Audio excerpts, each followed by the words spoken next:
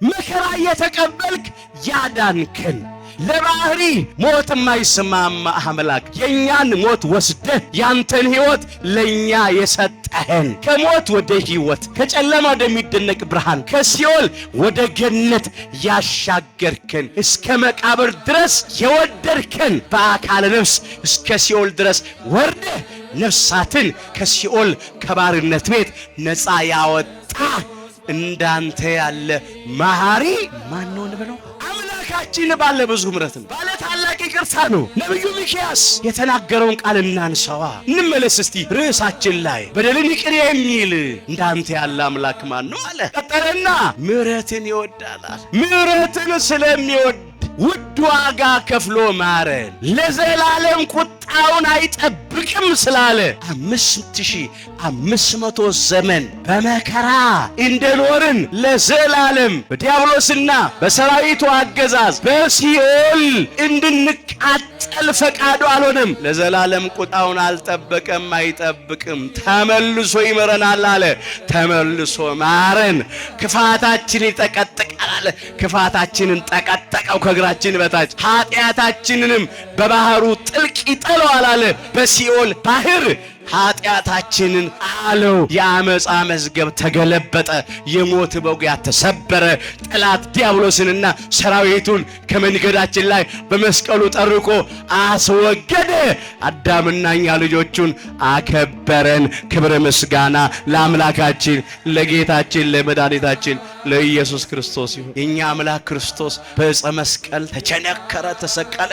የከበረ ደሙን አፍስሶ የሕይወት መጠጥ ሆነልን። ጠጡኛል። ልዩ ስጦታ ነው። ስለዚህ ይሄንን ምሕረት፣ ይሄን ቸርነት፣ ይሄን ይቅርታ እያሰብን ሁልጊዜ እግዚአብሔርን ስለ ቸርነቱ ስለ ምሕረቱ ማመስገን ይገባል። እስቲ ለአፍታ በዓይነ ሕሊናችን የኛን በደል፣ የኛን ኃጢአት፣ የኛን ክፉ ሥራና የእግዚአብሔርን ምሕረት እናነጻጽር። ውስጥ በምሕረቱ መጋረጃ እኮ ጋረደን፣ በከንፈረ ረድኤቱ እኮ ከለለን። ከባቴ አበሳ መድኃኔ ዓለም ኢየሱስ ክርስቶስ ልብስ በአካል ያለውን ነውር እንደሚሸፍን፣ ቁስል እንደሚሸፍን፣ ጠባሳ እንደሚሸፍን ነውር ኃጢአታችንን ሸፈነ። መቼ ግንባራችን ላይ ጽፎ አስነበበብን? መቼ አሳልፎ ሰጠን? ገመና ከታች አምላካችን ክብር ይግባው። ባካችሁ ምን እንከፍለዋለን? ሰው ቢሆን ኖሮ አይደለም የበደልነውን በደል የሰራነውን ኃጢአት ያጠፋነውን ጥፋት ቀርቶ ሳንበድልም ሳናጠፋም ይኮንኑን ነበር ሰዎች።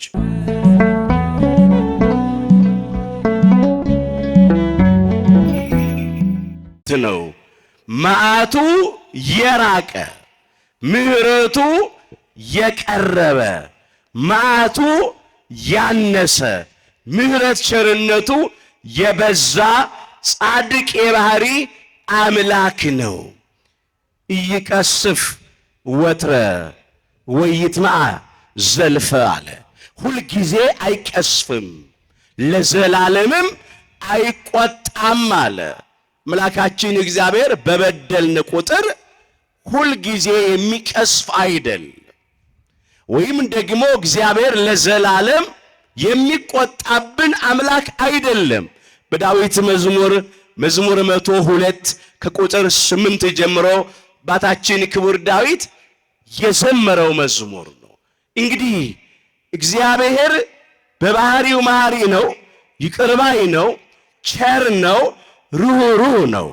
ምሕረቱ ደግሞ እጅግ በጣም የበዛ ነው። መዓቱ የራቀ ነው፣ መዓቱ ያነሰ ነው። ይህንን አምላክ ክቡር ዳዊት ስለ ምሕረቱ ብዛት ስለ ቸርነቱ ብዛት ያመሰግነዋል።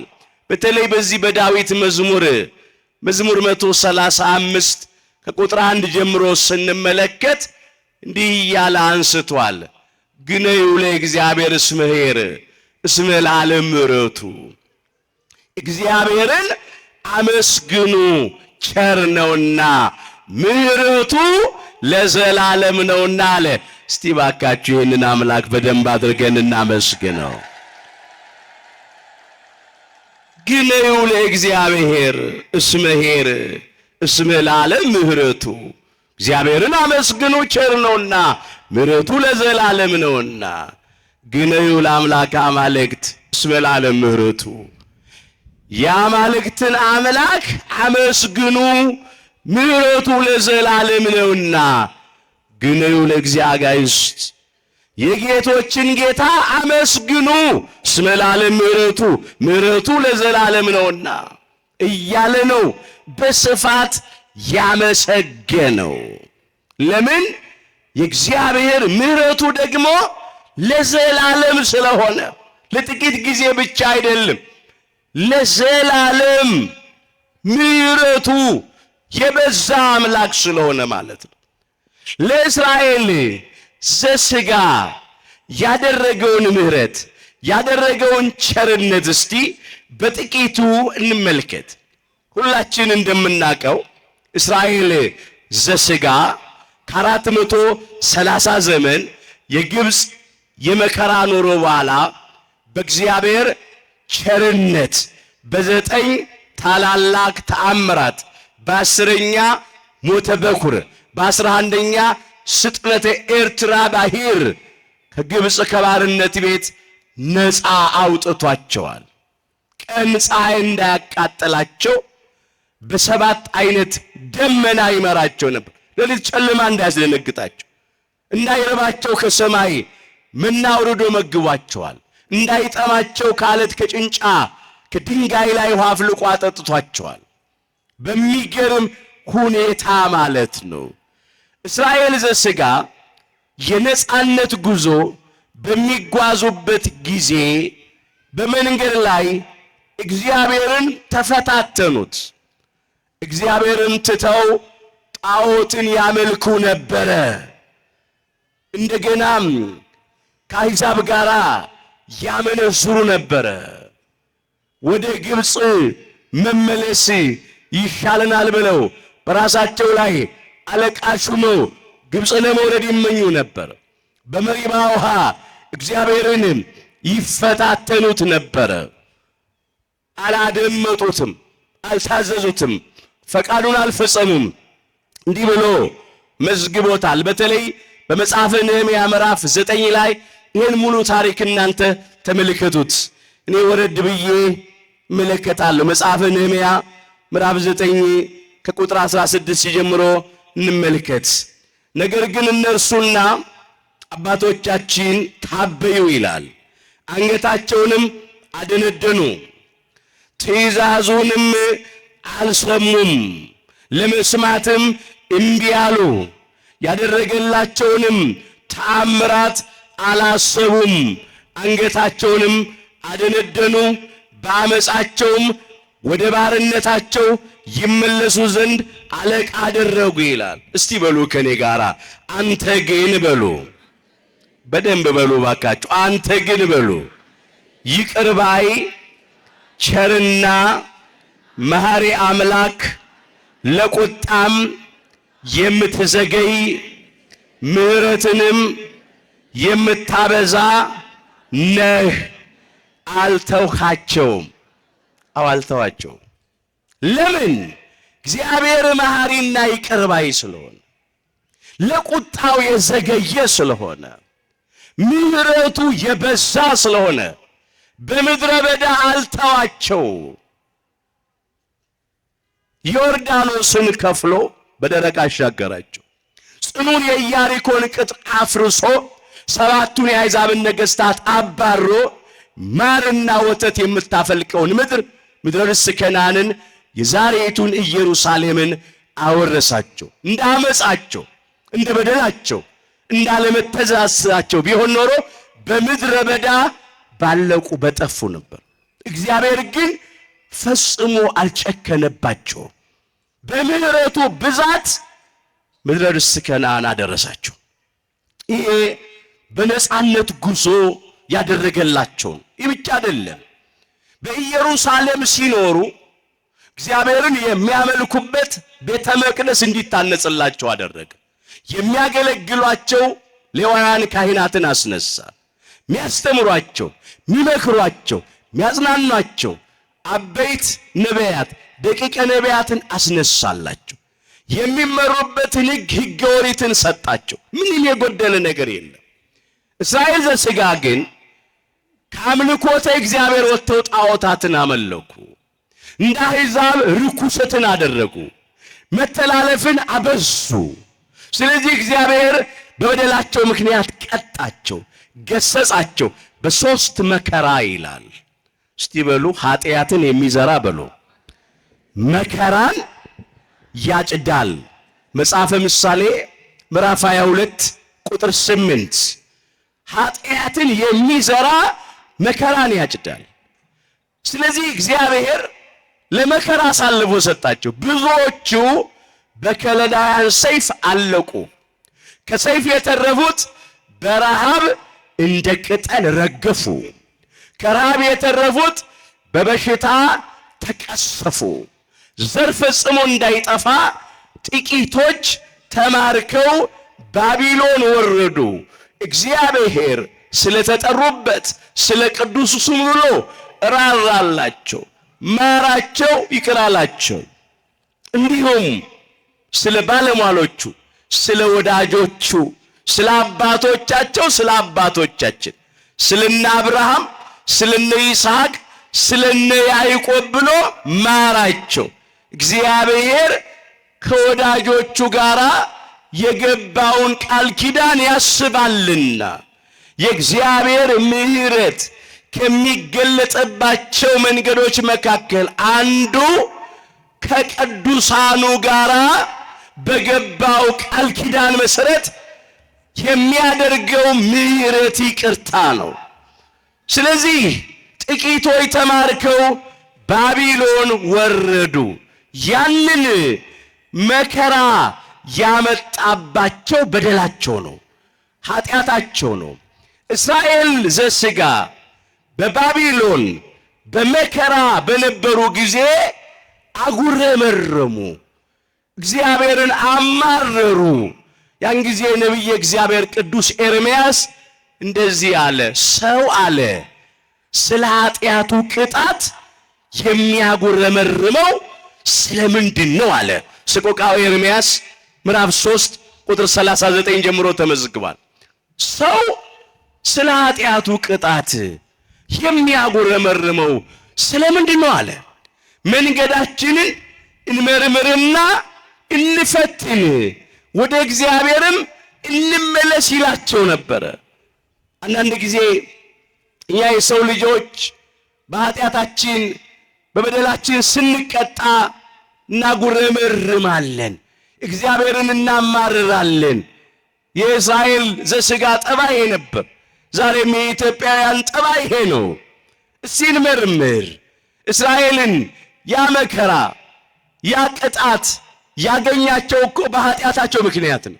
በሰይፍ ወገኖቻቸውን ያጡት፣ በረሃብ እንደ ቅጠል የረገፉት፣ መድኃኒት በሌለው በሽታ የተቀሰፉት፣ ደግሞ ቀሪዎቹ ተማርከው 70 ዘመን በዚያ በምርኮ ሲጨነቁ የነበሩት በበደል ውጤት ነው። መጽሐፍ እንደዚህ ይላል። እስቲ በሉ ከኔ ጋራ በደላችሁ በሉ እነዚህን አስቀርታለች፣ ኃጢአታችሁም መልካምን ነገር ከለከለቻችሁ። ትንቢተ ኤርምያስ ምዕራፍ 5 ቁጥር 25 በደል በጎ ነገርን ያስቀራል፣ ኃጢአት መልካምን ነገር ይከለክላል። እስራኤላውያን ሰላማቸውን ያጡት በአሕዛብ እጅ ያለቁት ከኃጢአት የተነሳ ነው። እስራኤላውያን በረሃብ ያለቁት ከበደላቸው ከኃጢአታቸው ብዛት የተነሳ ነው። እግዚአብሔር እኮ መና አውርዶ የመገባቸው ናቸው። ከአለት ከጭንጫ ከድንጋይ ላይ ውሃ አፍልቆ ያጠጣቸው ናቸው። ግን በደላቸው ሲበዛ በረሃብ አለቁ። እስራኤል በበሽታ የተቀሰፉት በበደላቸው ምክንያት ነው፣ በኃጢአታቸው ብዛት ነው። እነሱ ግን አጉረመረሙ፣ መተላለፋቸውን ዘነጉ። ያን ጊዜ ምን አለ ታዲያ ነቢዩ ቅዱስ ኤርምያስ? ከእንባ ጋራ ያልጠፋ ነው ከእግዚአብሔር ምሕረት የተነሳ ነው፣ ርኅራኄው አያልቅምና አለ።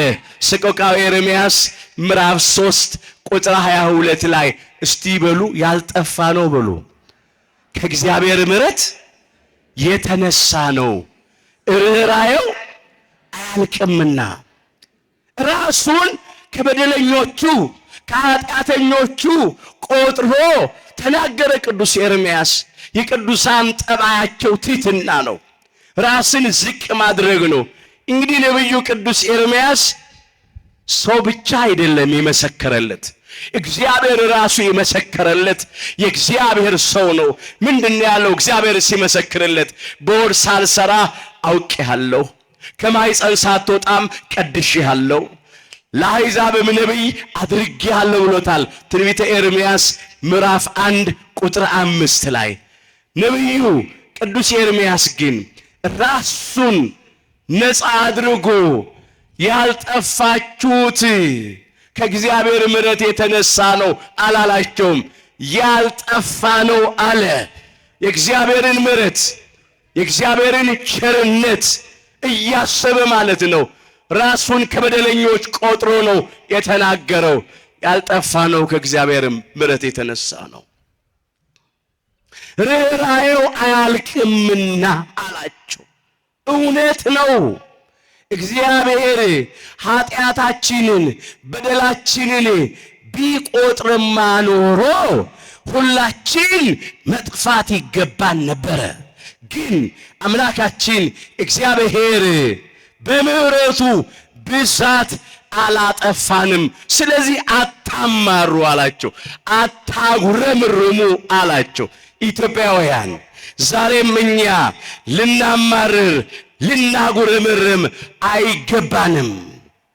እኛ ዛሬ እስቲ ከእስራኤል ሥጋ ጋር ሕይወታችንን እናነጻጽረው። ብዙ መከራ ብዙ ፈተና ደርሶብናል። ሰይፍ ነው ወገኖቻችንን በጦርነት እያጣን ነው። እልቂት ነው የምንሰማው፣ የሞት ዜና ነው የምንቆጥረው፣ አስከሬን ነው። እስራኤል ሥጋ በአሕዛብ እጅ አለቁ። እኛ ኢትዮጵያውያን እርስ በርሳችን እየተላለቅን ያለነው ክፎች፣ ጎጠኞች ከዘሩት የጥላቻ ዘር የተነሳ ይሄ መለያየት ይሄ ጎጠኝነት በትውልዱ ልቡና እርሻ ላይ በቀለ። አሁን ይሄው እየታጨደ ነው ያለው። ኃጢአትን የሚዘራ መከራን ያጭዳል ስላለ መለያየት፣ መበላላት፣ ጎጠኝነት ተዘራ። ይሄው ጦርነት፣ እልቂት፣ ሁከት እየታጨደ ነው ያለው። የወገኖቻችን አስከሬን እኮ የምድር አራዊትና የሰማይ አሞሮች እየበሉት ነው። ቀባሪ አጥተው ማለት ነው። ሰው ያወቀው ፀሐይ የሞቀው የአደባባይ ምስጢር ነው። ጦርነት ነው፣ እዚያ ውስጥ ነው ያለ ነው። ረሃብ ነው፣ በረሃብ እያለቅን ነው። ኑሮ የከበደን የተወደደብንን ዛሬ ሀገራችን ኢትዮጵያ ላይ ርካሹ የሰው ሕይወት ነው። ኑሮማ በየቀኑ ይወደዳል። የዕቃው ነው የሸቀጡ ዋጋ ዕለት ዕለት ይጨምራል። ውድ ዋጋ የተከፈለለት የሰው ሕይወት ግን ዋጋ አጥቶ ወድቆ ይቀራል መሬት ላይ። በሽታ ነው፣ አንዳንድ ወገኖቻችን በሽተኞች ናቸው። ስደት ነው፣ በገዛ ሀገራችን ስደተኞች ነን። መፈናቀል ነው ያለው፣ ስደት ነው፣ መከራ ነው ያለው። ወጥቶ ለመግባት ስጋት ነው፣ ዋስትና የለም። ምን እነግራችኋለሁ እኔ ከከተማ ወጥቶ እኮ ተመልሶ ለመምጣት ዛሬ በጣም አስጨናቂ እኮ ነገር ነው ያለው። ብዙ ወገኖቻችን ያልፍልናል ብለው መንገድ ላይ አልፎባቸዋል። ወይ በድንበር ጠባቂዎች ይገደላሉ፣ ወይም በባህር ውስጥ በጀልባ ተሳፍሮ ሲሄዱ ይሰጥማሉ፣ ወይም በኮንቴይነር ታጭቀው ሲሄዱ ታፍነው አየር አጥሯቸው ይሞታሉ። በቁማቸው ሳይሞቱ አይናቸውን ጎልጉለው እያወጡ ኩላሊታቸውን እያወጡ ይገድሏቸዋል። ከዚያ የተረፉት በየእስር ቤቱ ይማቅቃሉ፣ ወይም በበረሃ ውስጥ ሚላስ የሚቀመስ ነገር አጥተው በረሃብ ደክመው በጥም ዝለው ይረግፋሉ። ሀገር እያላቸው እንደሌላቸው ኢትዮጵያን የመሰለች ምድራዊ ገነት አየሯ ራሱ ምግብ ሆነ አምላክ እያለን እንደሌለ አባት እያለን እንደሌለ እግዚአብሔርን የመሰለ አባት እያለን አባት እንደሌለን ምስኪኖች ሆነናል። እግዚአብሔር በቃችሁ ይበለን። ይህን መከራ ስናይ፣ ሰይፉን ጦርነቱን ስናይ፣ ረሃቡን ስናይ፣ በሽታውን ስናይ፣ ስደቱን፣ ጭንቀቱን፣ ስጋቱን፣ ፍርሃቱን፣ ድንጋጤውን ስናስብ የታለ እግዚአብሔር? እግዚአብሔር ስቶናል፣ እግዚአብሔር ረስቶናል፣ እግዚአብሔር ጨክኖብናል ብለን በእግዚአብሔር ላይ የምናጉረመርም ሰዎች አለን። እግዚአብሔርን የምናማርር ሰዎች አለን። ልክ እንደ እስራኤል ዘሥጋ ግን እግዚአብሔርን አናማር፣ በእግዚአብሔር ላይ አናጉረምርም። ይልቅስ ያልጠፋ ነው ከእግዚአብሔር ምሕረት የተነሳ ነው፣ ርኅራኄው አያልቅምና እንበል። ያልጠፋ ነው ከእግዚአብሔር ምሕረት የተነሳ ነው። ዛሬስ መች ተመለስን? ዛሬስ መች ለእግዚአብሔር ታዘዝን? ስንቶቻችን እግዚአብሔርን ፈቃድ እየፈጸምን ያለ ነው? ከመንገዱ እኮ ርቀናል ወገኖቼ። መንገዳችንን እንመርምርና እንፈትን፣ ወደ እግዚአብሔርም እንመለስ። አናጉረምርም፣ ግን እናጉረመርማለን፣ እናማራለን። በእኛ ዘንድ ይሄ አይደረግ፣ በፍጹም አይገባም። ለምን? እግዚአብሔር ያደረገልን ብዙ ስለሆነ፣ ከሆነብን በላይ የሆነልን ብዙ ነው። በፍጹም ከደረሰብን በላይ የደረሰልን እግዚአብሔር ይበልጣል። እንደ ኃጢአታችን ያላደረገብን፣ እንደ በደላችን ያልከፈለን፣ ምሕረቱን ቸርነቱ በእኛ ላይ ያበዛ አምላካችን እግዚአብሔርን ሁላችንም እስቲ እናመስግነው በደንብ አድርገን። እንዲህ ያለ አባታችን ክቡር ዳዊት ሲዘምር አኮ በከመ ኃጢአትነ ዘገብረብን አለ። እንደ ኃጢአታችን አላደረገብንም አለ። ወይፈደየነ በከመ አበሳነ አለ። እንደ በደላችንም አልፈረደብንም አለ። በዚህ በመዝሙር 102 ቁጥር 10 ላይ እስቲ ከኔ ጋር በሉ፣ እንደ ኃጢአታችን በሉ አላደረገብንም፣ እንደ በደላችንም አልከፈለንም። እውነት እኮ ነው። አምላካችን እግዚአብሔር እንደ ኃጢአታችን አላደረገብንም። የኃጢአታችንን ብዛት፣ የሰውነታችንን ክፋት ተመልክቶ አላደረገብንም። እንደ በደላችንም አልፈረደብንም። እንደ በደላችን ቢፈርድብን ኖሮ ከዚህ የከፋ መከራ በደረሰብን ነበረ። ነገር ግን እግዚአብሔር በምሕረቱ አለፈን፣ በቸርነቱ አለፈን። እስራኤል ዘሥጋ ተግሳጹን ቅጣቱን ተቀብለው በፍጹም ልባቸው በንስሐ ወደ እግዚአብሔር ተመለሱ። እግዚአብሔርም በምሕረቱ ወደ እነሱ ተመለሰ። ምን ይል ነበረ ነቢዩ ሚክያስ? ወደ ተነሳንበት እንመለስ። በደልን ይቅር የሚል እንዳንተ ያለ አምላክ ማን ነው አለና ምሕረትን ይወዳል አለ። ተመልሶ ይምረናል አለ። ቁጣውንም ለዘላለም አይጠብቅም፣ ክፋታችንንም ይጠቀጥቃል፣ ኃጢአታችንንም በባህሩ ጥልቅ ይጥለዋል አለ። ለጊዜው ይሄ ቃል ለእስራኤል ዘሥጋ ተነግሯል።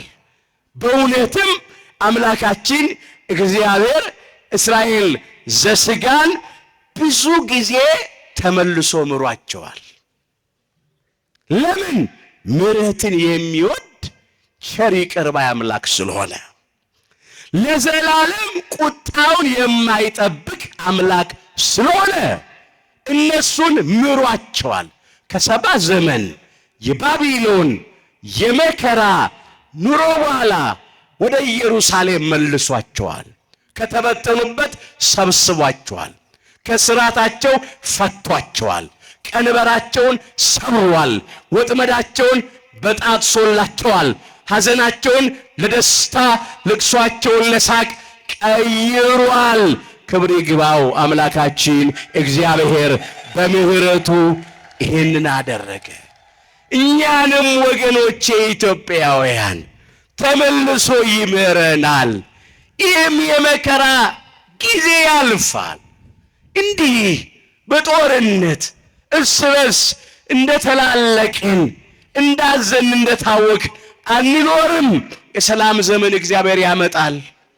እንደተራብን ኑሮ እንደከበደን እንደተወደደብን አንቀርም። እግዚአብሔር ኑሮውን ይባርካል፣ ጸጋውን ያበሳል፣ ያትረፈርፋል፣ የጎደለውን ይሞላል፣ ጥቂቱን ያበረክታል። ወደሱ መጮህ መመለስ ነው። ስደተኞች እንደሆን እንደፈራን እንደተጨነቅን እንደሰጋን አንኖርም። ይህም ቀን ያልፋል፣ ለጥቂት ጊዜ ነው። መከራ ብንቀበል ብንጨነቅ ብናዝን ከተመለስን ይመለሳል። እንዲህ ብሏል ነቢየ እግዚአብሔር ቅዱስ ኤርምያስ ሕዝቡን ሲያጽናና። እስቲ ከኔ ጋር በሉ፣ ጌታ በሉ ለዘላለም አይጥልምና ቢያሳዝንም እንደ ምሕረቱ ብዛት ይራራልና የሰውን ልጆች ከልቡ አያስጨንቅም አያሳዝንምም። ሰቆቃወ ኤርምያስ ምዕራፍ 3 ከቁጥር 31 ጀምሮ የተመዘገበ ኃይለ ቃል ነው። ጌታ እግዚአብሔር ለዘላለም አይጥልምና አለ። እውነት ነው። አምላካችን እግዚአብሔር ለዘላለም አይጥለንም፣ አይተወንም፣ አይረሳንም። እባካችሁ እግዚአብሔር እኛ ኢትዮጵያውያንን ጥሎናል፣ ረስቶናል፣ ትቶናል፣ ጨክኖብናል አንብል። እግዚአብሔር ሕዝቡን ለዘላለም አይጥልም ነው ያለው። ቢያሳዝንም አሁን በሰይፍ በጦርነት ብናዝን፣ በኑሮ ውድነት ብናዝን፣ በበሽታ ብናዝን፣ በስደት በጭንቀት በመፈናቀል በስጋት ብናዝን የሰው ልጆችን ከልቡ አያስጨንቅም፣ ከልቡ አያሳዝንም። እንደ ምሕረቱ ብዛት ይራራልናል፣ ያዝንልናል፣ ቸርነቱን ያደርግልናል። ከኛ የሚጠበቀው መመለስ ብቻ ነው። ይሄም ቀን ያልፋል፣ እንደ ጨለማ አይቀርም፣ ይበራል፣ ይነጋል። እግዚአብሔር በደመና ውስጥ ቀስተ ደመና አለው። ባህሩ ለሁለት ይከፍላል፣ እንደ ግድግዳ ያቆማል፣ እንደ ሳር ክምር ያደርጋል፣ ሕዝቡን በደረቅ ያሻግራል፣ የእሳትን ኃይል ያጠፋል፣ የአናብስትን አፍ ይዘጋል። የእኛ አምላክ ሲነሳ የዘገየ ቢመስልም ሲደርስ የሚቀድመው የለም። ሰው ሲጨርስ እግዚአብሔር መስራት ይጀምራል። የተቆረጠ ተስፋን የሚቀጥል አምላክ ነው። እስቲ በሉ እንደገና በሉ፣ አፍህን ሳቅ ይሞላዋል፣ ከንፈሮችህንም እልልታ ይሞላዋል። መጽሐፈ ኢዮብ ምዕራፍ 8 ቁጥር 21 ላይ ተመዝግቧል። እስራኤል ዘሥጋ እንደገና አፋቸው በሳቅ ተሞላ፣ ከንፈራቸው በእልልታ ተሞላ። ስለ እግዚአብሔር ምሕረት፣ ቸርነት፣ ይቅርታ እግዚአብሔርን አመሰገኑት። እግዚአብሔርን እናመስግነው። እንዲህ ያደርጋል እግዚአብሔር። ይሄም ቀን ያልፋል። እግዚአብሔር በቃችሁ ይበለን፣ የመከራውን ቀን ያሳጥርልን፣ የቆረጥነውን ተስፋችንን አምላካችን እግዚአብሔር ለሁላችንም ይቀጥልልን። የጊዜ ጉዳይ ነው። ይህ በብሉይ ኪዳን ለእስራኤል ዘሥጋ የተደረገ ነገር ነበር። የአዲስ ኪዳኑን የእግዚአብሔርን ምሕረት እንመልከተው፣ እናንሳው። ነቢዩ ቅዱስ ሚክያስ ስለ ብሉይ ኪዳኑ ለእስራኤል ዘሥጋ ስለተደረገው ምሕረት ብቻ አይደለም የተናገረው፣ ስለ አዲስ ኪዳኑ ለአዳምና ለእኛ ልጆቹ ስለተደረገውም ምሕረት የተናገረው ቃል ነው። በደልን ይቅር የሚል እንዳንተ ያለ አምላክ ማን ነው ያለው ርዕሳችን ነው። ምሕረትን ይወዳል አለ፣ ተመልሶ ይምረናል አለ፣ ለዘላለምም ቁጣውን አይጠብቅም አለ። ሁላችን እንደምናውቀው አዳምና እኛ ልጆቹ በመርገመ ሥጋ ላይ መርገመ ነፍስ፣ በሞተ ሥጋ ላይ ሞተ ነፍስ፣ በርደተ መቃብር ላይ ርደተ ሲኦል የተፈረደብን ነበርን። በስጋ ሞቶ ወደ መቃብር መውረድ፣ በነፍስ ሞቶ ወደ ሲኦል መውረድ ተፈርዶብን ነበር። ለ5500 ዘመን ሙሉ በመከራ ነበርን፣ በስቃይ ነበርን። ማንም ከዚህ ሊያድነን ሊታደገን አልተቻለውም ነበረ። ነገር ግን የተነገረው ትንቢት እንዲፈጸም የተቆጠረው ሱባኤ በደረሰ ጊዜ ከቅዱስ ሥላሴ አንዱ አካላዊ ቃል እግዚአብሔር ወልድ በባህሪ አባቱ በእግዚአብሔር አብ ፈቃድ፣ በባህሪ ሕይወቱ በእግዚአብሔር መንፈስ ቅዱስ ፈቃድ፣ በራሱም በእግዚአብሔር ወልድ ፈቃድ ከሰማየ ሰማያት ወረደ። ከቅድስተ ቅዱሳን ከድንግል ማርያም ከሥጋዋ ሥጋ ከነፍሷ ነፍስ ነስቶ በቤተልሔም ዋሻ በከብቶች በረት ተወለደ። ቀስ በቀስ በሥጋ አደገ። 30 ዘመን ሲሞላው በዮርዳኖስ መሃል በዮሐንስ እጅ ተጠመቀ። ሳይውል ሲያድር ዕለቱን ወደ ገዳመ ቆሮንቶስ ገባ። 40 ቀን 40 ሌሊት ጾመ፣ ጸለየ፣ ከዲያብሎስ ተፈተነ።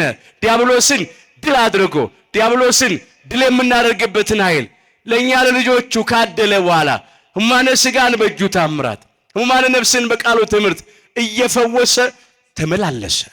በጸሎተ ሐሙስ ምሽት ለድነት ዓለም ለቤዛ ዓለም ታልፎ ተሰጠ። በዕለተ ዓርብ በቀራንዮ መስቀል ላይ ተሰቀለ።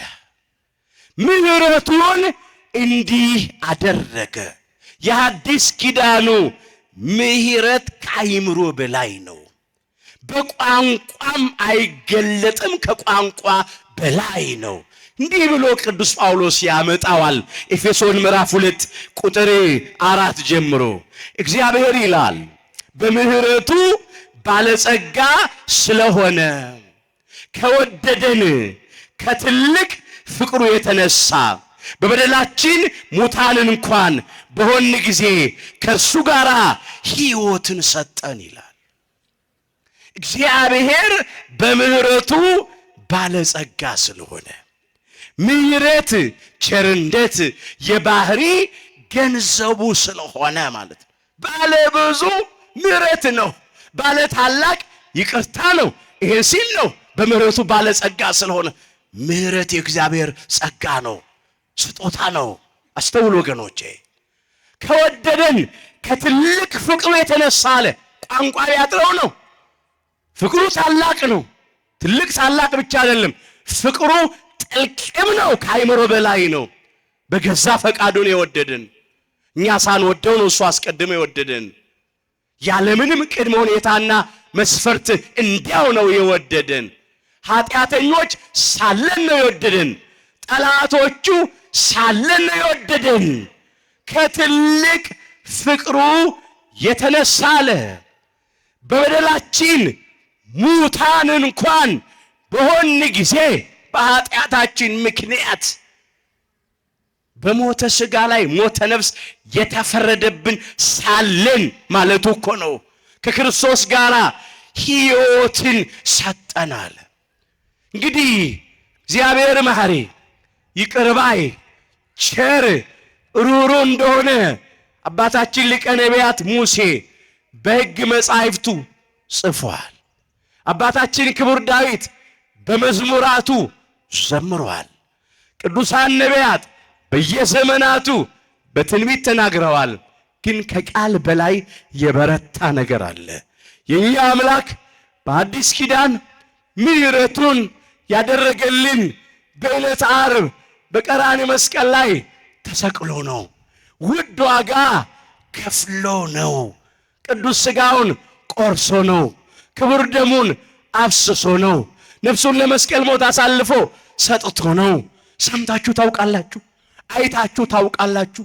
የትኛው ተበዳይ ነው ራሱ ካሳ ከፍሎ ከበዳዩ ጋር የሚታረቀው? በፍጹም እኮ ተደርጎ አያውቅም።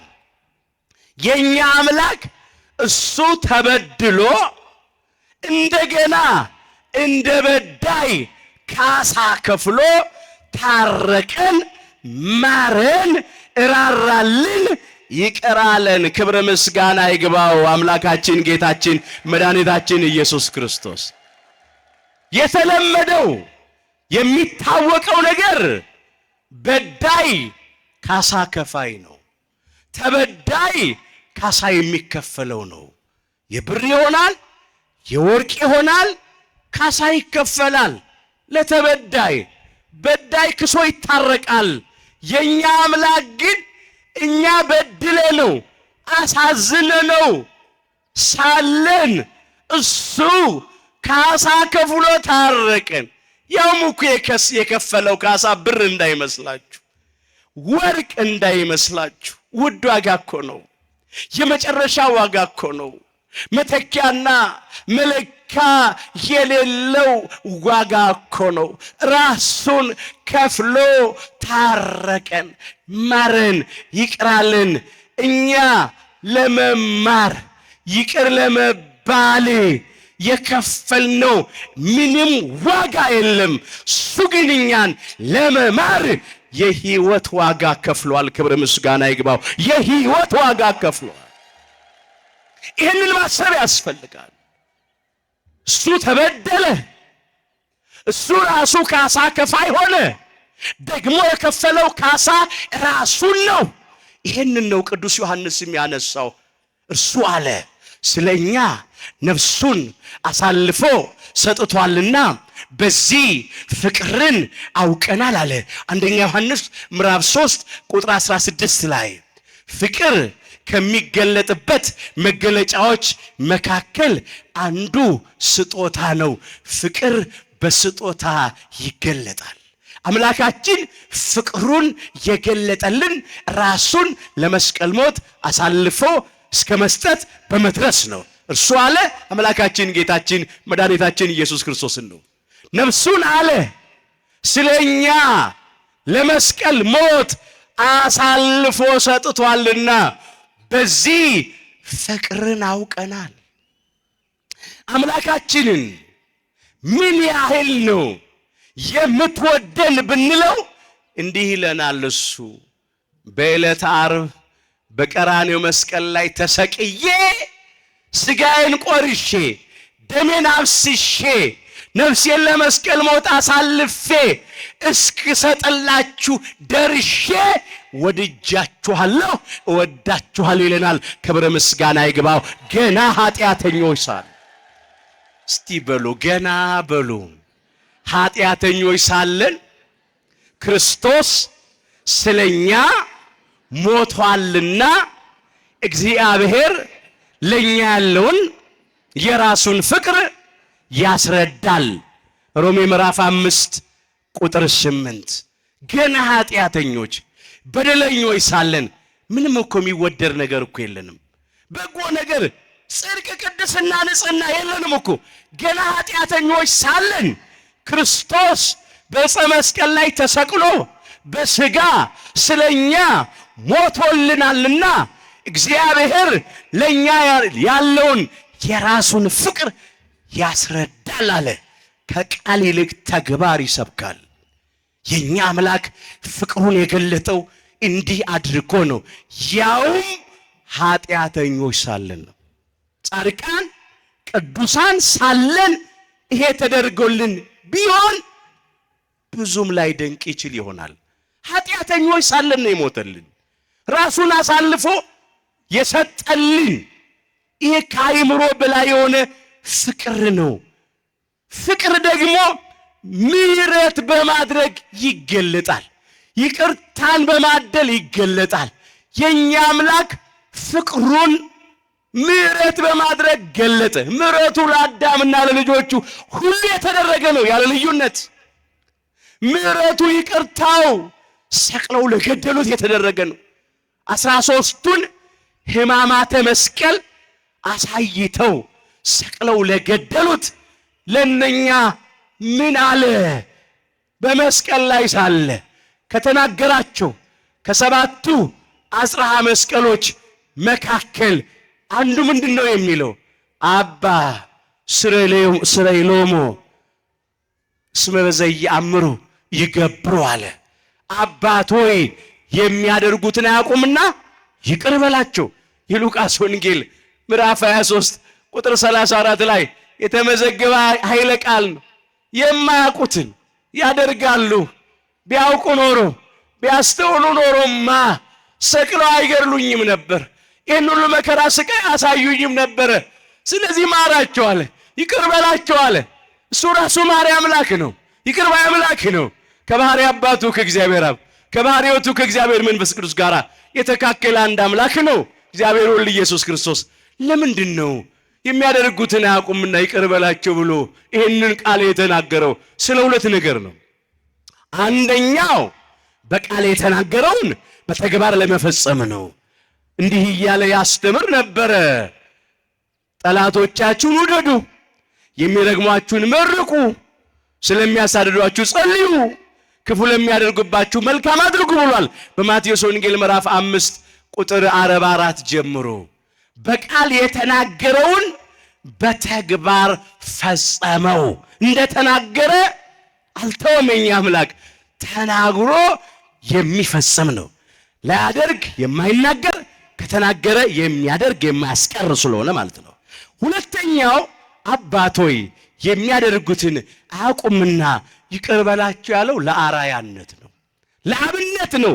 ምሳሌ ሊተውልን ከእኔ ተማሩ ስላለ የማቴዎስ ወንጌል ምዕራፍ 11 ቁጥር 29 ላይ ከእርሱ ከምንማራቸው ትምህርቶች መካከል አንዱ ይቅር ባይነት ነው። ጠላትን መውደድ፣ ጠላቶቹን ወዶ አስተምሯል። የሚረግሙንን መመረቅ፣ የሚረግሙትን መርቆ አሳይቶናል። ክፉ ላደረጉበት መልካም ማድረግ፣ ስለሚያሳድዱት መጸለይን ሰርቶን ያሳየው እሱ እንዳደረገ እኛም እንድናደርግ ለአብነት ይሄን ተናገረ እንጂ እርሱ መሐሪ ይቅር ባይ አምላክ ነው። እንግዲህ ይሄንን ምህረት በእኛ ሕይወት አደረገ። ይሄ ነው የሐዲስ ኪዳኑ ምህረት። ስለዚህ ከአባታችን ከቅዱስ ያሬድ ጋር እንዲህ እንበላ አብረን ወመኑ መሐሪ ዘከማከ፣ እንዳንተ ያለ መሐሪ ማን ነው? ስለኛ ብለህ ከሰማየ ሰማያት የወረድክልን፣ ከቅድስተ ቅዱሳን ከድንግል ማርያም የተወለድክልን፣ በዚህ ምድር እየተመላለስክ ሕሙማነ ሥጋን በእጅ ተአምራት የፈወስክ፣ ሕሙማነ ነፍስን በቃል ትምህርት የፈወስክ እንዳንተ ያለ መሐሪ ማን ነው እንበለዋ?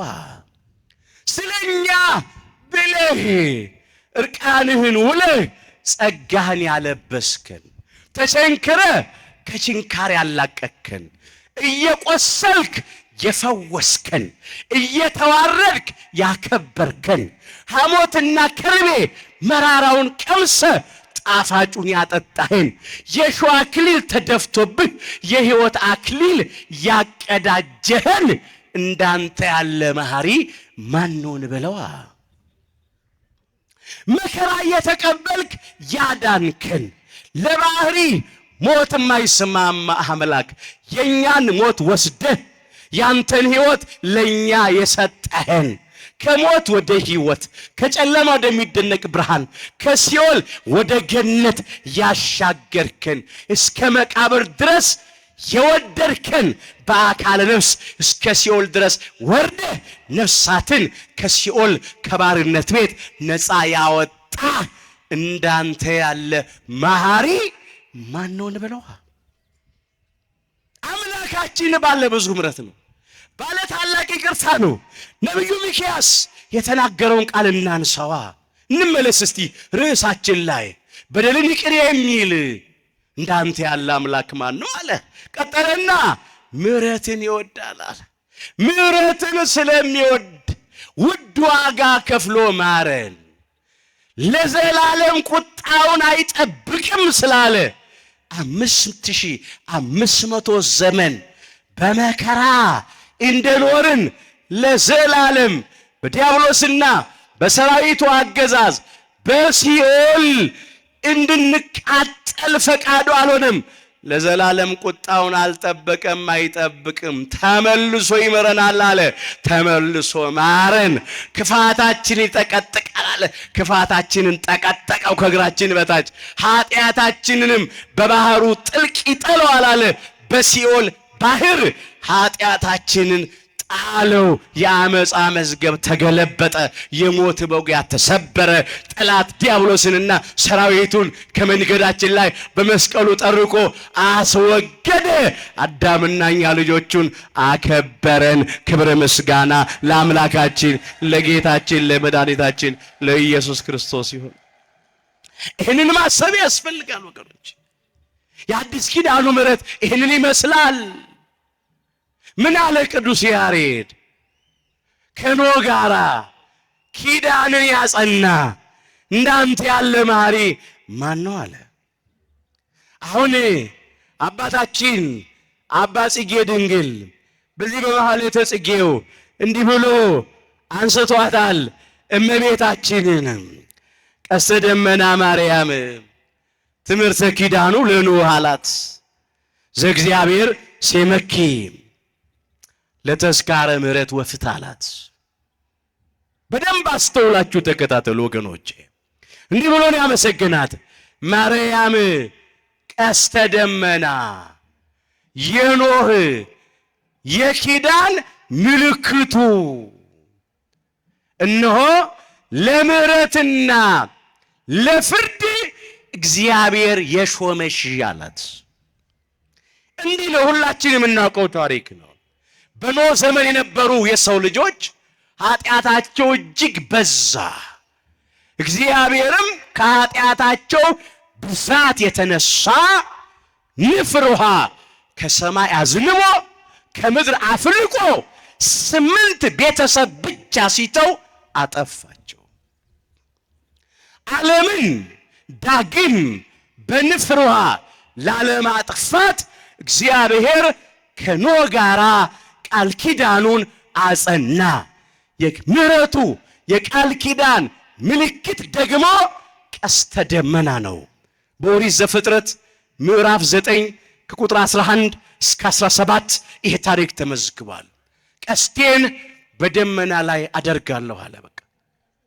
ዓለምን ዳግም በንፍር ውሃ ላለማጥፋት ይችን ቀስት በደመና ላይ ያደረኳትን ቀስተ ደመናዋን እመለከታታለሁ ቀስቲቱና ያለዋል አላጠፋም ሁለተኛል ስጋ የለበሰውን ሁሉ አላጠፋም ብሎ ከኖህ ጋር ኪዳኑን አጸና እንግዲህ ማርያም ቀስተ ደመና አላት የኖህ የቃል ኪዳኑ ምልክት አላት ቅድስተ ቅዱሳን ድንግል ማርያም እግዚአብሔር ከኖህ ጋር ለመሆኑ የምሕረቱ ቃል ኪዳን ምልክት ለጊዜው ከኖህ ጋር ብቻ ግን አይደለም ከሰው ልጆች ሁሉ ጋር ነው ከፍጥረት ሁሉ ጋር ከእንስሳቱ ከአራዊቱ ከሰማይ አዕዋፋት ጭምር ጋር የገባው ቃል ኪዳን ላለማጥፋት ዓለምን እግዚአብሔር ዳግም አዳምና እኛ ልጆቹ በኃጢአት የንፍር ውሃ በመርገም የንፍር ውሃ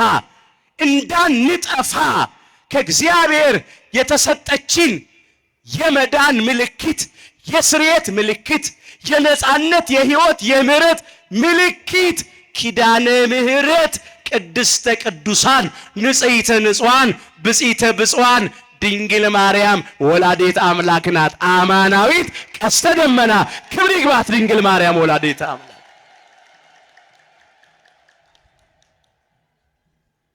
አስተውሉ ባካችሁ ማርያም ቀስተ ደመና የኖህም የኪዳን ምልክቱ የቃል ኪዳን ምልክቱ ለምሕረትና ለፍርድ እግዚአብሔር የሾመሽ የተባለች እሷ ናት እግዚአብሔር እመቤታችንን ምልክት አድርጎ ሰጠን ምክንያት ድኅነት ከእርሷ ጋራ የምሕረትን ቃል ኪዳን አቆመ አጸና እግዚአብሔር ከአባቶቻችን ጋራ የገባው የምሕረት ቃል ኪዳን ሁሉ ፍጻሜ ያገኘው በእመቤታችን በኩል ነው በቃ በሷ በኩል ነው የምሕረቱ ቃል ኪዳን የተፈጸመው።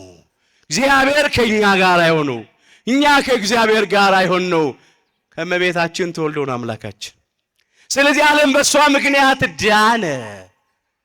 እሷን እመለከታለሁ አለ። ዓለምን ዳግም በንፍሯ ላለማጥፋት ለጊዜው ቀስተ ደብኗል።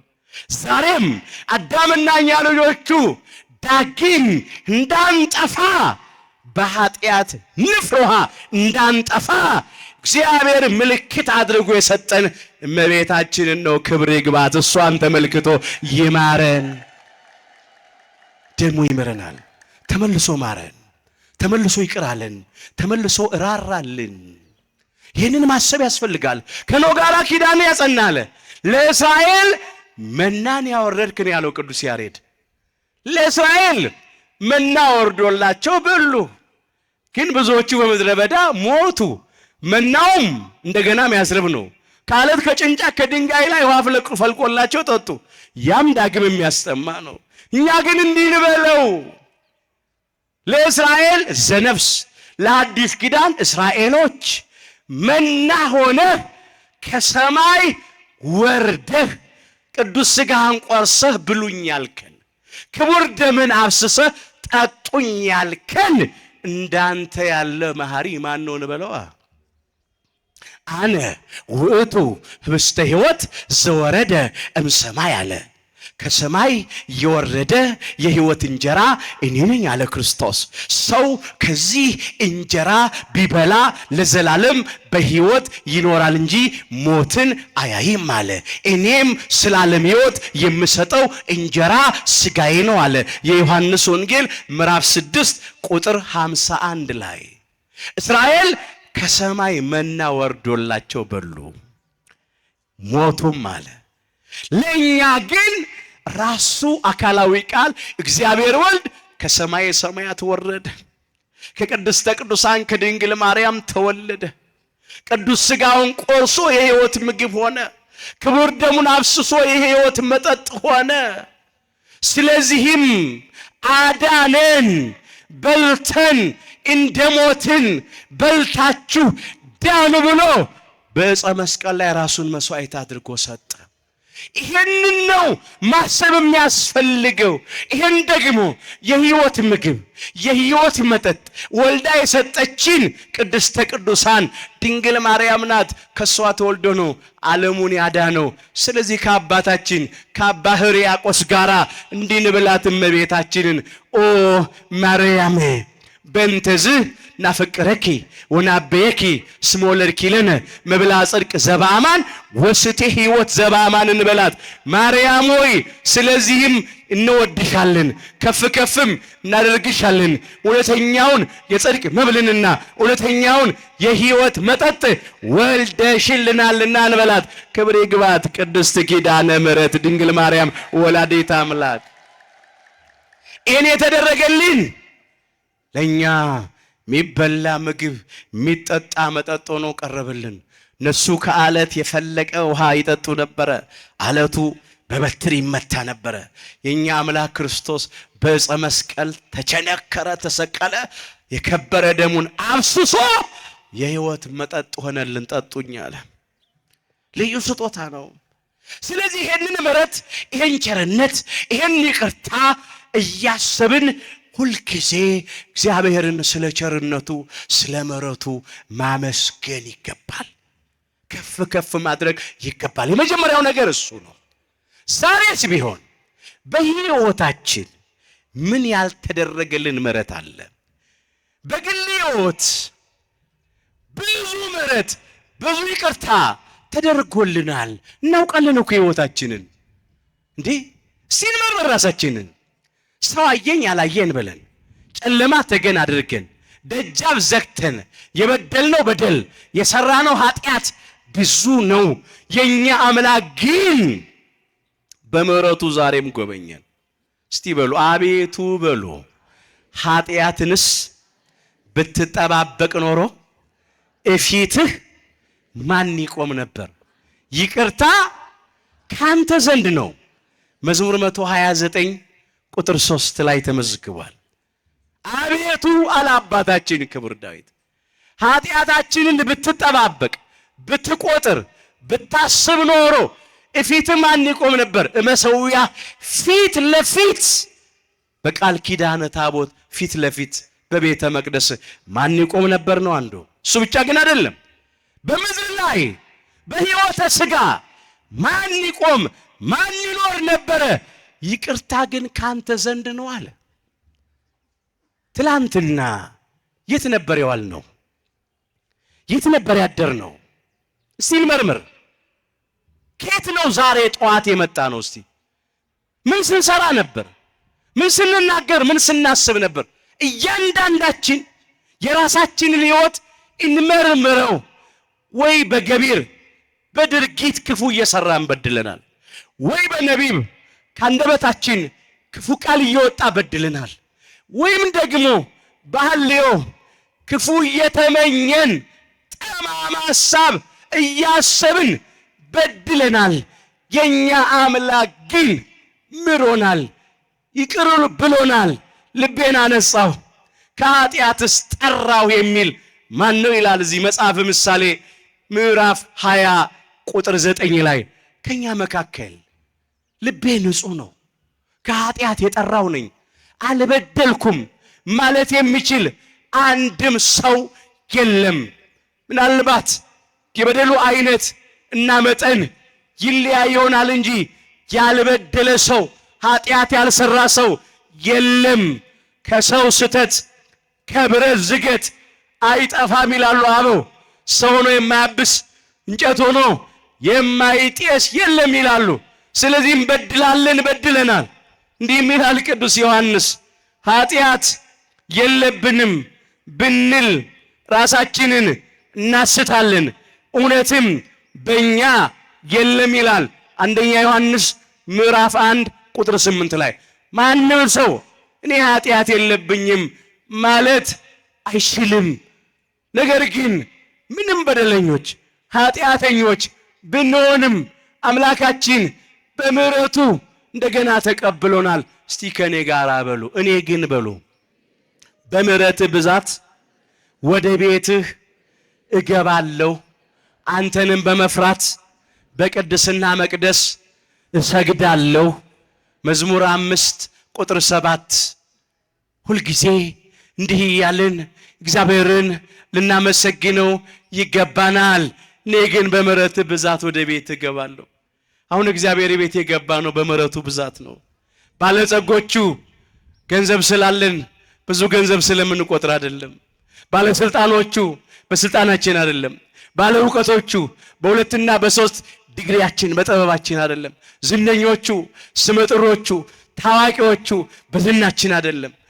ሌሎቻችንም ወይ በቅድስናችን በንጽህናችን በጽድቃችን በብቃታችን አይደለም። ወደ እግዚአብሔር ቤት ያገባን የእግዚአብሔር ምሕረት ነው፣ ቸርነት ነው፣ ይቅርታ ነው። ከኔ አንስቶ እኔን እዚህ ቆሞ የሚያናግረኝ እናንተን ቁጭ ብሎ ቃሉ እንድትሰሙ የሚያደርግ እንድንዘምር የሚያደርገን ገብተን ተንሱ ጸልዩ ብለን እንድንቀድስ እንድናስቀድስ ያደረገን የእግዚአብሔር ምሕረት የእግዚአብሔር ቸርነት እንጂ የኛ ብቃት አይደለም። ክብር ምስጋና ይግባው። እንደ ኃጢአታችን ቢሆን ኖሮ አንቆምም። እስቲ ለአፍታ በዓይነ ሕሊናችን የኛን በደል የኛን ኃጢአት የኛን ክፉ ስራና የእግዚአብሔርን ምሕረት እናነጻጽረው። እስቲ በምሕረቱ መጋረጃ እኮ ጋረደን፣ በከንፈር ሬቱ እኮ ከለለን። ከባቲ አበሳ መድኃኔ ዓለም ኢየሱስ ክርስቶስ ልብስ በአካል ያለውን ነውር እንደሚሸፍን ቁስል እንደሚሸፍን ጠባሳ እንደሚሸፍን ነውር ኃጢአታችንን ሸፈነ። መቼ ግንባራችን ላይ ጽፎ አስነበበብን? መቼ አሳልፎ ሰጠን? ገመና ከታች አምላካችን ክብር ይግባው። ባካችሁ ምን እንከፍለዋለን? ሰው ቢሆን ኖሮ አይደለም የበደልነውን በደል የሰራነውን ኃጢአት ያጠፋነውን ጥፋት ቀርቶ ሳንበድልም ሳናጠፋም ይኮንኑን ነበር። ሰዎች ስማችንን በክፉ ያነሱ ያጠፉ ነበር። የኛ አምላክ ግን በድለነው ኃጢአት ሰርተን እንኳን ልክ እንደ ቅዱሳን እንደ ንጹሃን እንደ ጻድቃን ሸፍኖ ጋርዶ አቆመን። ይሄ ቸርነቱ ብዙ ስለሆነ ነው። ምሕረቱ ይቅርታው ብዙ ስለሆነ ነው። ይህንን ማስተዋል ያስፈልጋል። እግዚአብሔር ምሕረቱ ለዘላለም ነው። እግዚአብሔር ቸርነቱ ብዙ ነው። እግዚአብሔር ደግሞ ይቅር ሲል ሲምር ሲራራ ደግሞ በደልን አያስብም። የእግዚአብሔር ይቅርታ በደልን ደግሞ ካለማሰብ ጋር ነው፣ ከመርሳት ጋር ነው፣ ከመተው ጋር፣ በፍጹም ከመተው ጋር ነው። ሰዎች ይቅር ቢሉን ቢምሩን ቢተውልንም እንኳን አይረሱልንም። የረሳውልን እንዳይመስልን ነው የሚሉት። የሆነ ነገር ስናጠፋ ያነሱታል። አንተ እኮ ከዚህ በፊትም እንዲህ አድርገ የበደልከኝ ሰው ነህ፣ የረሳውልን ይመስላል እንዴ ይላሉ።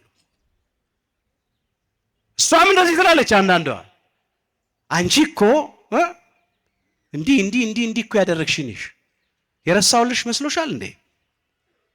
አልረሳውም። ይቅርም እኮ ብልሽ አልረሳውም። ሰዎች እንደዚህ ነን። ይቅርታም ብናረግ አንረሳም። እንዲሁም ተረትም አለ፣ የወጋ ቢረሳ የተወጋ አይረሳም። ሰው እንደዚህ ነው። የኛ አምላክ ግን እንደዚህ አይደለም። እስቲ በሉ ባካችሁ፣ በደላቸውን በሉ እምራቸዋለሁ፣ ኃጢአታቸውንም ከእንግዲህ ወዲህ አላስብም።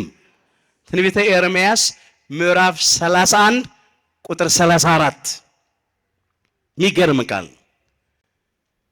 በደላችንን ይመረናል አምላካችን። መማር ብቻ አይደለም፣ ይቅር ማለት ብቻ ግን አይደለም። ኃጢአታቸውንም ከእንግዲህ ወዲህ አላስብም፣ ደግሞ አያስበውም። በምንም አይነት በደል በምንም አይነት ኃጢአት ውስጥ እንኖር ይሆናል፣ ከተመለስን እግዚአብሔር ይመለሳል፣ ይምረናል። ምሮንም ደግሞ ኃጢአታችን እንደገና አያስብም። አንዳንድ ጊዜ በሀገር ደረጃም ለወንጀለኞች ለበደለኞች ይቅርታ ምሕረት ይደረጋል በአደባባይ። ከዛ ምሕረት ተደርጎ ግን የሚገርማችሁ የሚደረገው ምሕረት ከቅድመ ሁኔታ ጋር ነው። ምን ይላሉ? ምሕረት ሲያደርጉ ሀገር መሪዎች ስልጣኑ ያላቸው ይሄ ምሕረት ይሄ ይቅርታ ተደርጓል በአዋጅ ግን ይላሉ እንደዚህ አይነቱን ወንጀል ደግሞ ቢሰሩ የተደረገላቸው ምሕረት ይነሳል ይቀራል ይላሉ። ይቅርታው ይነሳባቸዋል ይላሉ። ከዚያ ያ ሰው ምሕረት ተደርጎለት ወጥቶ ከእስር ቤት ከወህኒ ቤት ወጥቶ የተንቀሳቀሰ ሰው ነውና እንደገና ይበድላል። ሲበድል የቀድሞ ዶሴው ይወጣል። እንዲህ ወንጀል ያደረገ ነው ተብሎ እንደገና እንደ ጥፋት እንደ ቅጣት ማክበጃ ሆኖ ይቀርብበታል። የኛ አምላክ ግን አያስብም። ለዚህ ነው ምሕረቱ ከአይምሮ በላይ ነው፣ ልዩ ነው። ስለዚህ ይሄንን መሐሪ አምላክ ይሄንን ቸር ይቅር ባይ አምላክ በሚገባ አድርጎ ማመስገን ያስፈልጋል። እስቲ በደንብ አድርገን እናመስግነው። የእግዚአብሔርን ምሕረት ስናስብ በመጀመሪያ ስለ ምሕረቱ፣ ስለ ቸርነቱ፣ ስለ ይቅርታው እግዚአብሔርን ሁልጊዜ ማመስገን የመጀመሪያው እሱ ነው። ሁለተኛ አለማጉረምረም፣ አለማንባረር፣ እንደ ኃጢአታችን ያላደረገብንን እንደ በደላችን ያልከፈለብንን እግዚአብሔርን ሁልጊዜ ማመስገን። አናማረው። ከኛ በደል ኃጢአት ይልቅ የተደረገልን ምሕረት፣ ይቅርታ፣ ቸርነት ብዙ ነው። እንደ ኃጢአታችን ቢሆን ኖሮ ሌላ መከራን በመጣብን ነበር። ግን እግዚአብሔር አልፎናል። ስለዚህ የሆነ ነገር ሲሰማን እንደ ኃጢአት እኮ አላደረገብኝም፣ እንደ በደሌ እኮ አልከፈለኝም፣ ተመስገን አምላኬ ማለት ነው እንጂ ማጉረምረም ማማረር አይገባ። ሁለተኛው እሱ ነው። አናጉረምረም። በግል ሕይወት ይሆናል፣ በቤተሰብ ጉዳይ፣ በማህበራዊ ጉዳይ፣ እንደ ሀገርም ይሆናል። አናማር። ያማረርንበት ዘመን ይብቃ። ይልቅ መንገዳችንን መርመር እንፈትን። ሌላው ሶስተኛው በምንም ነገር ውስጥ ብናልፍ ተስፋ አለመቁረጥ። ነገም ሌላ ቀን ነው ወገኖች። እግዚአብሔር እንደገና ያየናል። ይህም ቀን ያልፋል። ምንም ኃጢአታችን በደላችን ቢበዛ ከተመለስን ይመለሳል፣ ይምረናል። ይራራልናል። ተስፋ አንቁረጥ። ዛሬም ፍቅሩን የሚያሸንፍ ኃጢአት የለም። የቱንም ያህል ኃጢአታችን ቢበዛ እግዚአብሔር አይተወንም፣ አይጥለንም፣ አያሳፍረንም፣ አይረሳንም። ስለዚህ ተስፋ አንቁረጥ። ሰይጣን ክፉ ስራ ያሰራናል፣ በደል እንድንበድል ይገፋፋናል፣ ያባብለናል። ኃጢአትን ሰርተን ከጨረስን በኋላ ደግሞ ተስፋ ያስቆርጠናል። ሰዎች ወደው እንዳይመስላችሁ ጨርቃቸውን ጥለው የሚያብዱት፣ ገመድ ውስጥ ታንቀው ራሳቸውን የሚያጠፉት፣ መርጸጥተው የሚሞቱት፣ ብቻቸውን መንገድ ለመንገድ ሲሄዱ የሚያወሩት ከቀቢጸ ተስፋ ከመቁረጥ ሲደርሱ ነው። እኛ ግን በምንም ውስጥ ብናልፍ የሰይጣንን ሽንገላ አናድምጠው። እግዚአብሔር ይመረኛል፣ እግዚአብሔር ይቅር ይለኛል፣ እግዚአብሔር እንደገና ያየኛል ብለን በተስፋ የምህረቱን የቸርነቱን ነገር እንጠባበቅ። እሱን ማድረግ ነው የሚገባው። ምህረቱን እያሰብን ተስፋ ማድረግ እንጂ ተስፋ አለመቁረጥ። ሌላው ምህረቱን እያሰብን ንስሐ መግባት። እግዚአብሔር ምህረት የሚያደርገው ይቅርታ የሚያደርግልን ንስሐ እንድንገባ ነው። መጽሐፍ እንደዚህ ይላል። መጽሐፈ ሲራክ ምዕራፍ 5 ቁጥር 5 ጀምሮ እንዲህ ተብሎ ነው የተመዘገበው። እስቲ ይህንን ቃል ከኔ ጋር በሉ፣ የእግዚአብሔር በሉ። ቸርነቱ ብዙ ነው እያልክ በኃጢአት ላይ ኃጢአትን አትስራ፣ ቸርነትም መቅሰፍትም ከእርሱ ዘንድ ይመጣልና መቅሰፍቱ በኃጢአተኛ ሰው ላይ ይመጣል። እግዚአብሔር ቸርነቱ ብዙ ነው እያልክ በኃጢአት ላይ ኃጢአትን አትስራ። አንዳንድ ሰዎች እንዲህ እንላለን፣ እግዚአብሔር መሐሪ ነው፣ እግዚአብሔር ይቅር ባይ ነው። እግዚአብሔር እሱ እኮ እንደ ሰው አይደለም እና መሐሪ ስለሆነ ቸር ስለሆነ በኃጢአት ላይ ኃጢአትን ጨምር፣ በበደል ላይ በደል እንስራ፣ ስድ እንኑር፣ ፈቃደ ሥጋችን እንፈጽም፣ በጨለማ ስራ በዲያብሎስ ፈቃድ እንኑር። ምን ማለት ነው? የእግዚአብሔር ቸርነት እኮ ንስሐ እንድንገባ ነው። ምህረቱ ይቅርታው እኮ እንድንመለስ ነው። እግዚአብሔር ምህረቱን በእኛ ላይ የሚያደርገው የበደል እንድንመለስ፣ የወደቅ እንድንነሳ፣ የረከስን እንድንቀደስ ነው እንጂ በኃጢአት ጸንተን እንድንኖር አይደለም። አንዳንድ ወገኖች ግን ኃጢአትን ሙጥኝ ብለው በእግዚአብሔር ላይ የሚዘብቱ ሰዎች አሉ፣ የሚቀልዱ ሰዎች አሉ። እባካችሁ በእኛ ላይ ዘንድ ይሄ አይደረግ፣ አትሳቱ፣ እግዚአብሔር አምላክ አይዘበትበትም ነው ተብሎ የተጻፈው። ሰው የሚዘራውን ያንን ሁሉ ያጭዳል ይላል። እዚህ በገላትያ መልእክቱ ምዕራፍ 6 ከቁጥር 7 ጀምሮ ቅዱስ ጳውሎስ የተናገረው ቃል ነው። አትሳቱ፣ እግዚአብሔር አይዘበትበትም ነው የሚለው። ሰው የሚዘራውን ያንን ሁሉ ያጭዳል ነው የሚለው። በስጋ የሚዘራ ከስጋ መበስበስን ያጭዳል፣ በመንፈስ የሚዘራ ከመንፈስ የዘላለምን ሕይወት ያጭዳል ነው የሚለው። ያልዘራነውን ማጨድ አንችልም፣ ያልሰራነውን ማግኘት አንችልም። ስለዚህ ምህረቱን ቸርነቱን ስናስብ ንስሐ እየገባን ከበደል ከኃጢአት እየተመለስ መሆን አለበት እንጂ ኃጢአትን በደልን እያበዛን መሆን የለበትም። አምላካችን እግዚአብሔር ለሁላችንም የሚመለስ ልብ ይስጠን። እስቲ በሉ ወደ እኔ በሉ፣ የሚመጣውን ሁሉ ከቶ ወደ ውጪ አላወጣውም። የዮሐንስ ወንጌል ምዕራፍ 6 ቁጥር 37 አምላካችን ጌታችን መድኃኒታችን ኢየሱስ ክርስቶስ የተናገረው ቃል ነው። ወደ እኔ የሚመጣውን ሁሉ ከቶ ወደ ውጪ አላወጣውም። ከየትም እንምጣ፣ እንዴትም ሆነ እንምጣ። ምናልባት አንዳንዶቻችን ጣዖት አምላኪዎቹ እንሆናለን። ከአምልኮተ ጣዖት ወደ አምልኮተ እግዚአብሔር እንመለስ። አንዳንዶቻችን ዘማውያን ሴተኞች እንሆናለን። ከዝሙታችን በንስሐ እንመለስ። አንዳንዶቻችን ፍርድ የምናጓድል፣ ድሃ የምንበድል፣ ጉቦ የምንቀበል እንሆናለን። ከዚያ ውስጥ እንውጣ። ሰነድ የምንሰርዝ የምንደልዝ በሚዛንን የምናጭበረብር እንሆናለን። እንውጣ ከዚያ ውስጥ። ሱሰኞች በሲጋራ በጫት በአሽሽ ሱስ የምንመላለስ እንሆናለን። ከዚያ እንውጣ። በስካር ውስጥ ያለን ራሳችንን መግዛት ያቃተን ከሰካራምነት እንመለስ። በሌብነት በስርቆት ያለን ከሌብነት እንመለስ። ሐሜተኞች፣ ተንኮለኞች፣ ቂም በቀለኞች፣ ጎጠኞች ካለን ከዚያ እንመለስ። ወደ እኔ የሚመጣውን ሁሉ ከቶ ወደ ውጭ አላወጣውም ስላለኛ አምላክ ጣዖት አምላኮችን በምሕረቱ ተቀብሏል። ዘማውያንን፣ ነፍሰ ገዳዮችን፣ ሌቦችን፣ የረከሱትን አምላካችን ተቀብሎ ቀድሷቸዋል። የምሕረት እጆቹ እንደተዘረጉ ናቸው። የዛሬን ንስሐ ይቀበላል። የዛሬን እንባ ይመለከታል። የዛሬን ጩኸት አምላካችን እግዚአብሔር ያደምጣል። የኛ አምላክ ይምረናል። ወደ መንግስቱም የምንገባው በምሕረቱ ብዛት ነው። ከቅዱስ ዳዊት ጋር አሁን እንዲህ እንበል እስቲ። አቤቱ እንደ ቸርነትህ መጠን ማረኝ፣ እንደ ምሕረትም ብዛት መተላለፌን ደምስስ፣ ከበደሌም ፈጽሞ እጠበኝ፣ ከኃጢአቴም አንጻኝ እያለ ነው የዘመረው። መዝሙር 50 ከቁጥር 1 ጀምሮ ሁላችን የምናውቀው መዝሙር ነው።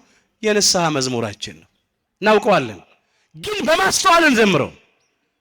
ቀለሙን ስለምናውቀው ዜማውን ስለለመድነው ማዜም ብቻ አይደለም። ክቡር ዳዊት ከቤርሳቤ ደርሶ በዝሙት በረከሰ ጊዜ ኦርዮንን አስገድሎ እጆቹ በንጹሕ ደም በታጠቡ ጊዜ ከእንባ ጋር የዘመረው መዝሙር ነው። አታመንዝር ያልከኝን ሕግ ተላልፌ አመንዝሬአለሁ። አትግደል ያልከኝን ሕግ ተላልፌ ንጹሕን ሰው ኦርዮንን በግፍ አስገድያለሁ። ስለዚህ አቤቱ እንደ ቸርነትህ መጠን ማረኝ፣ እንደ ምሕረትም ብዛት መተላለፌን ደምስስ፣ ከበደሌም ፈጽሞ እጠበኝ፣ ከኃጢአቴም አንጻኝ ብሎ አነባ፣ አለቀሰ። አምላካችን እንባውን ተመለከተ፣ ጩኸቱንም አደመጠ። በእውነት ማረው፣ ይቅር አለው፣ እራራለት፣ ታሪኩን ለወጠ፣ ነገሩን ገለበጠ፣ እንደገና ከበረው። ለኛም ይደረጋል። ለኛ ትምህርት እንዲሆን ተጽፏል። በልዩ ልዩ በደል ኃጢአት ውስጥ ያለን ሁል ጊዜ ይሄንን እያልን እንለምነው። የራሳችንን በደል የራሳችንን ኃጢአት አስበን እናንባ። እግዚአብሔር አሁንም እንደ ቸርነቱ መጠን ሁላችንንም ይማረን፣ እንደ ምሕረቱ ብዛት የሁላችንን መተላለፍ ይደምስስልን፣ ሁላችንንም ከበደላችን ይጠበን፣ ከኃጢአታችንም ያንጻን። ኃጢአታችን በደላችን የሚታጠብበት የንስሐ እንባ ለሁላችንም ያድለን።